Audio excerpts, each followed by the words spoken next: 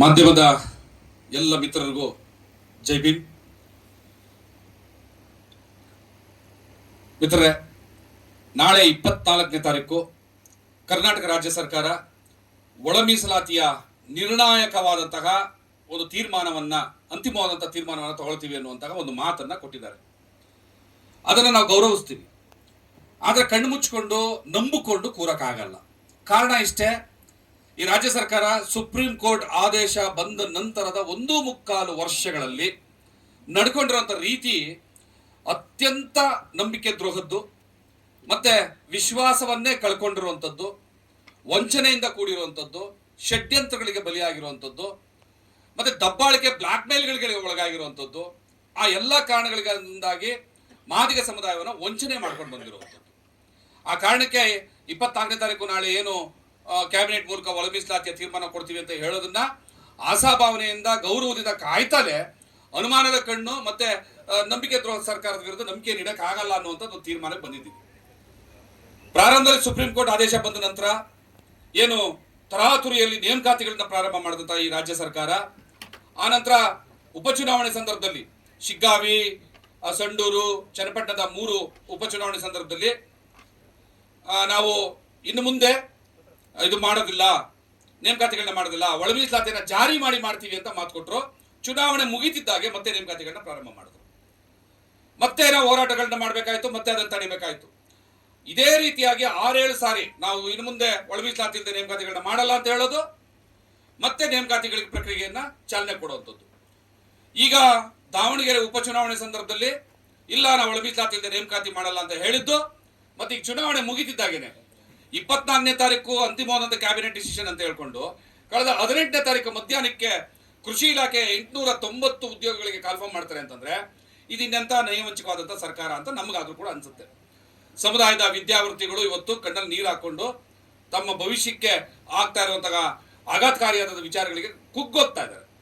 So ಹಾಗಾಗಿ ಸರ್ಕಾರಕ್ಕೆ ಈ ಪತ್ರಿಕಾಗೋಷ್ಠಿ ಮೂಲಕ ನಾವೆಲ್ಲರೂ ಕೂಡ ಬೆಳಗ್ಗೆಯಿಂದ ಇಲ್ಲಿವರೆಗೂ ಒಂದು ಸಭೆಯನ್ನ ಮಾಡಿ ಕರ್ನಾಟಕ ರಾಜ್ಯದಾದ್ಯಂತ ಬಂದಿದ್ದಂತಹ ಎಲ್ಲ ಹೋರಾಟಗಾರರು, ವಿದ್ಯಾರ್ಥಿಗಳು, ನಿರುದ್ಯೋಗಿ ಮಿತ್ರರು ಎಲ್ಲರ ಒಂದು ಒಪ್ಪಿಗೆಯನ್ನು ಪಡೆದು ನಾವು ನಾಳೆ ಸರ್ಕಾರ ಏನಾದರೂ ಕೂಡ ಅಂತಿಮವಾದಂತಹ ಸಂಪೂರ್ಣ ಒಳ ಮೀಸಲಾತಿ, ಅಂದ್ರೆ ಯಾವುದೋ ಒಂದು ವಿಭಾಗದಲ್ಲಿ ಮೀಸಲಾತಿ ಕೊಡುವಂಥದ್ದಲ್ಲ, ಮೀಸಲಾತಿ ಯಾವ್ಯಾವ ಕ್ಷೇತ್ರದಲ್ಲಿ ಅಲ್ಲೆಲ್ಲಿ ಅನ್ವಯಿಸುತ್ತೋ ಅಲ್ಲೆಲ್ಲವೂ ಕೂಡ ಒಳ ಮೀಸಲಾತಿಯನ್ನು ಜಾರಿಗೊಳಿಸುತ್ತಾಗ ಸಂಪೂರ್ಣ ಮೀಸಲಾತಿಯ ಘೋಷಣೆಯನ್ನ ಸರ್ಕಾರ ಕೊಟ್ಟಿದ್ದೇ ಆದ್ರೆ ನಾವು ಈ ಸರ್ಕಾರಕ್ಕೆ ಒಂದು ಧನ್ಯವಾದವನ್ನು ಹೇಳ್ತೀವಿ. ಏನು ಸಂಭ್ರಮಾಚರಣೆ ಅಲ್ಲ, 1.25 ವರ್ಷ ನಮ್ಮನ್ನು ಸಾಯಿಸಿ ಕೊನೆಗೆ ಕೊಟ್ಟಿದ್ದಕ್ಕೆ ಅವ್ರಿಗೆ ನಾವು ತುಂಬ ದೊಡ್ಡ ಸನ್ಮಾನ ಮಾಡೋದು ಘನಕಾರ್ಯ ಏನು ಮಾಡ್ತಾ ಇಲ್ಲ. ಸುಪ್ರೀಂ ಕೋರ್ಟ್ ಆದೇಶವನ್ನು ಪಾಲಿಸ್ತಾ ಇದ್ದಾರೆ ಅಷ್ಟೇ. ಒಂದು ಧನ್ಯವಾದ ಹೇಳಲೇಬೇಕಾಗ್ತದೆ, ಹೇಳ್ತೀವಿ ಸರ್ಕಾರಕ್ಕೆ. ಒಂದು ವೇಳೆ ನಾಳೆ ಏನಾದರೂ ಈ ಸರ್ಕಾರ ಮತ್ತೆ ತನ್ನ ವಂಚನೆಯನ್ನ ಮತ್ತೆ ತನ್ನ ಏನು ಅಸಹಾಯಕತೆಯನ್ನ ತೋಡ್ಕೊಂಡಿದ್ದೇ ಆಯ್ತು ಅಂತಂದ್ರೆ ಬಹುಶಃ ಕರ್ನಾಟಕದಲ್ಲಿ ಇನ್ನೆಂದು ಕಂಡು ಕೇಳಲಿದ್ದಂಥ ಮಾದಿಗ ಸಮುದಾಯದ ಬಹುದೊಡ್ಡ ಪ್ರತಿರೋಧವನ್ನ ಈ ಸರ್ಕಾರ ಎದುರಿಸಬೇಕಾಗ್ತದೆ. ನಾವು ಹೈವೇಗಳನ್ನ ಬಂದ್ ಮಾಡುವಂಥದ್ದು ತಕ್ಷಣ ನಾಳೆಯಿಂದನೇ, ನಾಳೆ ಏನು ತೀರ್ಮಾನ ನಮ್ಮ ಪರವಾಗಿಲ್ಲ, ನಮ್ಮ ವಿರುದ್ಧವಾಗಿದೆ ಅಂತ ನಮ್ಗೆ ಏನಾದ್ರು ಅನಿಸ್ತದ್ರೆ ತಕ್ಷಣವೇ ಇಡೀ ರಾಜ್ಯದಾದ್ಯಂತ ಎಲ್ಲ ಕಡೆ ಹೈವೇಗಳನ್ನ ಬಂದ್ ಮಾಡುವಂಥದ್ದು. ಸಚಿವರುಗಳಿಗೆ ಎಲ್ಲೇ ಹೋದ್ರು ಗೆರಾವು, ಅವ್ರ ಕಾರ್ಗಳಿಗೆ ಮುಂದೆ ಹೋಗೋದಕ್ಕೆ ಅವಕಾಶ ಇಲ್ಲ. ಬಹುಶಃ ಅವ್ರ ಕಾರ್ ಕಲ್ಲು ಬಿದ್ರು ಕೂಡ ಏನು ಆಶ್ಚರ್ಯ ಇಲ್ಲ. ಅವ್ರ ಮನೆಗಳಿಗೆ ಮುತ್ತಿಗೆ ಹಾಕುವಂಥದ್ದು, ಮುಖ್ಯಮಂತ್ರಿಗಳನ್ನ ಎಲ್ಲೂ ಓಡಾಡಕ್ ಬಿಡದೇ ಇರುವಂತಹ ಒಂದು ಪರಿಸ್ಥಿತಿಯನ್ನ, ಬಹುಶಃ Z+ ಲೆವೆಲ್ನ ಸೆಕ್ಯೂರಿಟಿ ತಗೊಂಡು ಓಡಾಡಬೇಕಾದ ಪರಿಸ್ಥಿತಿ ಬರಬೇಕಾಗ್ತದೆ. ಅಂತ ಒಂದು ಪರಿಸ್ಥಿತಿಯನ್ನ ಖಂಡಿತವಾಗಲೂ ಮಾದಿಗ ಸಮುದಾಯ ಕರ್ನಾಟಕದಲ್ಲಿ ಸೃಷ್ಟಿ ಮಾಡುತ್ತೆ. ಮತ್ತೆ ಇನ್ನು ಯಾವ್ಯಾವ ರೀತಿಯಾದಂತಹ ಉಗ್ರವಾದಂತಹ ಪ್ರತಿಭಟನೆಗಳು ವ್ಯಕ್ತ ಆಗ್ತದೋ ಗೊತ್ತಿಲ್ಲ. ನಾವುಗಳು ಯಾರು ಕೂಡ ಸಮಾಧಾನ ಕೂತ್ಕೊಳ್ಳೋಕ್ಕಾಗಲ್ಲ. ಈ ಸರ್ಕಾರ ನಮ್ಮನ್ನು ತಗೊಂಡು ಜೈಲಿಗೆ ಹಾಕೋದ್ರ ಚಿಂತೆ ಇಲ್ಲ ನಾವು, ಅಥವಾ ನಮಗೇನು ಗುಂಡಿಟ್ಟು ಚಿಂತೆ ಇಲ್ಲ. ಈ ಹೋರಾಟದಿಂದ 24ನೇ ತಾರೀಕು ಅನ್ಯಾಯ ಆಯಿತು ಅಂದ್ರೆ ಕೈ ಕಟ್ಟಿ ಕೂರಕ್ಕೆ ಸಾಧ್ಯ ಇಲ್ಲ ಅನ್ನುವಂತಹ ವಿಚಾರವನ್ನ ಹೇಳ್ತಾ ಇದ್ವಿ. ಇನ್ನು ಮುಂದುವರೆದಂತೆ ರಾಜ್ಯದ ಯಾವುದೇ ಭಾಗದ ಜಿಲ್ಲೆಗಳಲ್ಲಿ ಯಾವ್ಯಾವುದೇ ರೀತಿಯ ಹೋರಾಟಗಳು ಕೂಡ ನಡೀಬಹುದು. ಯಾಕಂದ್ರೆ ಒಳ ಮೀಸಲಾತಿಯ ಆಕ್ರೋಶ ಅನ್ನೋದು ಹಿಂಗೆ ಮೊಡಗಟ್ಕೊಂಡು ಕೂತಿದೆ. ಅದು ಹಿಂಗೆ ಎಕ್ಸ್ಪ್ಲೋರ್ ಆಗುತ್ತೆ ಅಂತ ಗೊತ್ತಿಲ್ಲ. ಯಾವ ಸ್ವರೂಪದಲ್ಲಾಗತ್ತೆ, ಯಾರಾಗ ಮಾಡ್ತಾರೆ, ಎಲ್ಲಿ ಮಾಡ್ತಾರೆ, ಏನ್ ಮಾಡ್ತಾರೆ ಗೊತ್ತಿಲ್ಲ. ಯಾವ ರೀತಿಯಾದಂಥ ಅಪಾಯಕಾರಿಯಾದಂಥ ಮಟ್ಟಕ್ಕೂ ಕೂಡ ಈ ಪ್ರತಿಭಟನೆ ಹೋಗಬಹುದಾಗುತ್ತದೆ.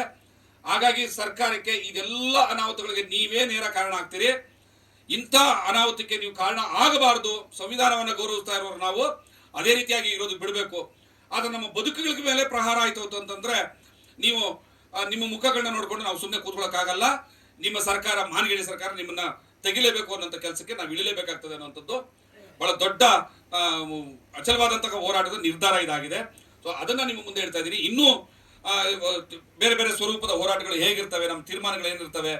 ನಿನ್ನೆ ನಮ್ಮ ಏನು ನಮ್ಮ ಒಟ್ಟು ಹೋರಾಟಗಳ ಒಂದು ಸಮಿತಿಯನ್ನು ಮಾಡಿದಂಥ ಅಧ್ಯಕ್ಷರಾದಂತಹ ಮಾನಸದ ಮುನಿಯಪ್ಪನವರು ಅವರ ನೇತೃತ್ವದ ಸರ್ಕಾರವನ್ನು ಭೇಟಿ ಮಾಡಿದ್ದಾರೆ. CS ಹತ್ರ ಮಾತಾಡಿದ್ದಾರೆ. ಮುಖ್ಯಮಂತ್ರಿಗಳಿಗೆ ಎಚ್ಚರಿಕೆ ಕೊಡುವಂಥ ಕೆಲಸವನ್ನು ಮಾಡಿದ್ದಾರೆ.